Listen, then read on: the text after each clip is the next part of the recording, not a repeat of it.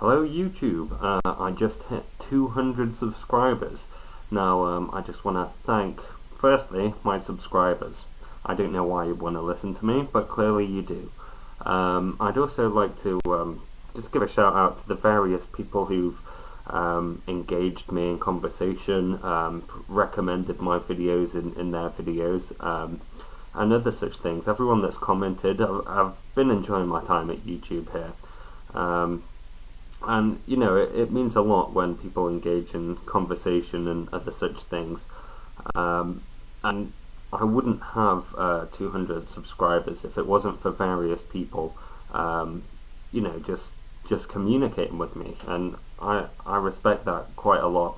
So I thought, as is obligatory on the 100 mark, and I didn't do it on the 100 mark, I'd give a little bit of a shout out and hopefully, you know, help a few other people get some more subscribers, some more views, and some more commentary, because it's always nice to have that little bit of feedback and engagement with the YouTube community.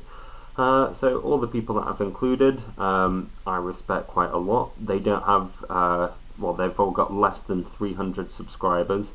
So yeah, I'd really appreciate it if you could check some of them out if you find the clips interesting. Clips I've included, I think sum them up quite well. So hope you enjoy it. Peace.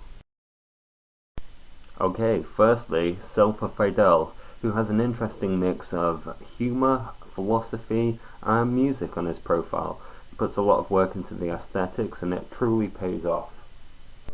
In fact, the only way to actually tell if a metaphysical system, a coherent one at that, correlates to the real world would be through verification. But the very definition of metaphysics means that verification is impossible. Now, MenoftheInfinite have an interesting philosophy blend of what I would call existentialism and Eastern mysticism. They talk about various issues in metaphysics and always make their videos very aesthetically pleasing. The issue of existence is tricky because of the ubiquitous and essential or foundational nature of the thing. In talking about it, it's next to impossible to define the terms without falling into the trap of using synonyms to do so. Now, SpiritualAthiest, he's made a large amount of videos on consciousness, exploring the depths and mysteries thereof. He's had a few correspondences with me, and I find his viewpoint very intriguing, as I hope you do as well. To anyone watching who might be new to this subject, we're talking about something called the hard problem of consciousness. The hard problem is a term coined by the Australian philosopher David Chalmers and refers to the challenge of explaining how a physical brain can give rise to subjective experiences like smelling fresh coffee or seeing the color blue, as well as more abstract experiences like adding two numbers in your head or doing philosophy.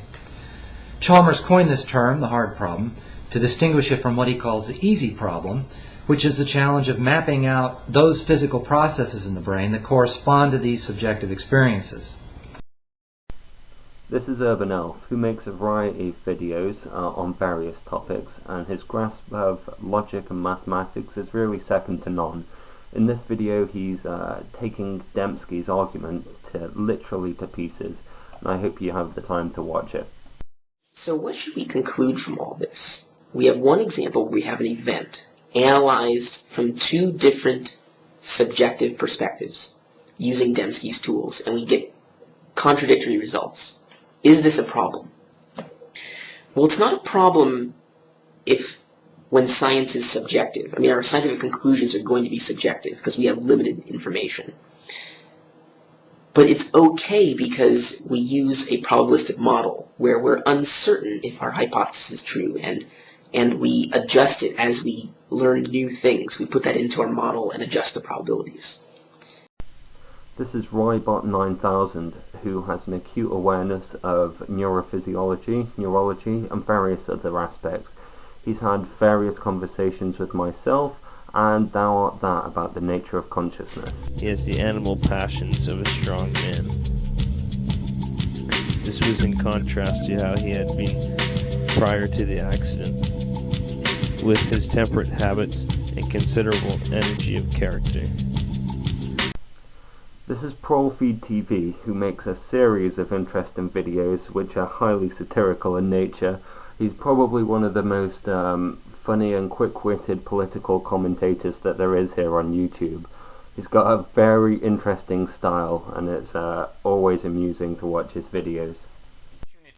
We are the masters of the world, and anyone who does not bend to American will be stomped upon.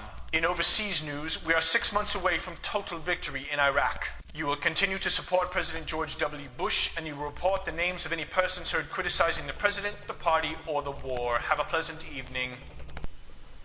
And this is Brendanmcooney, who makes a large variety of videos on the subject of Marxist economics. He's got an interesting grasp and insight into the nature of capitalism, and his various topics include crisis capitalism and labour theory of value.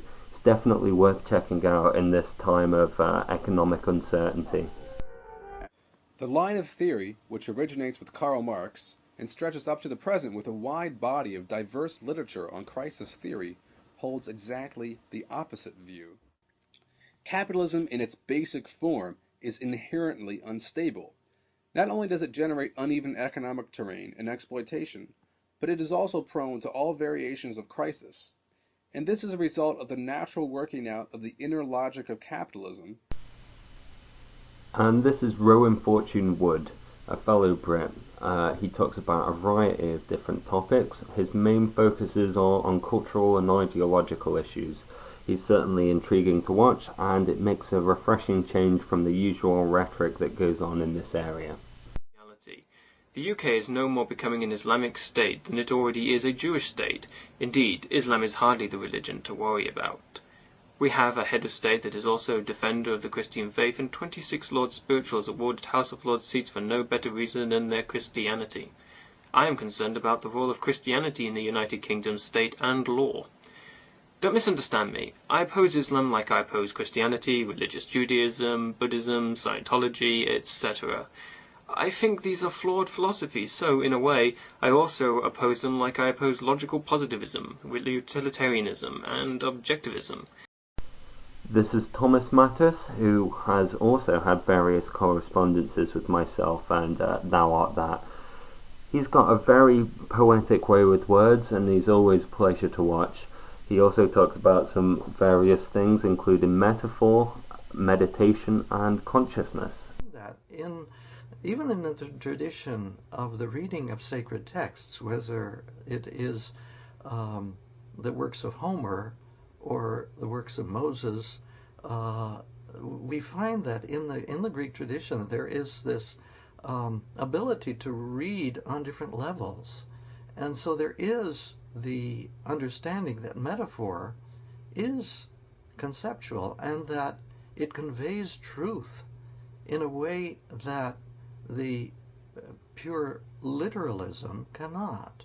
So yeah, that's my list of recommendations, and I really urge you to check out some of the videos of some of the people.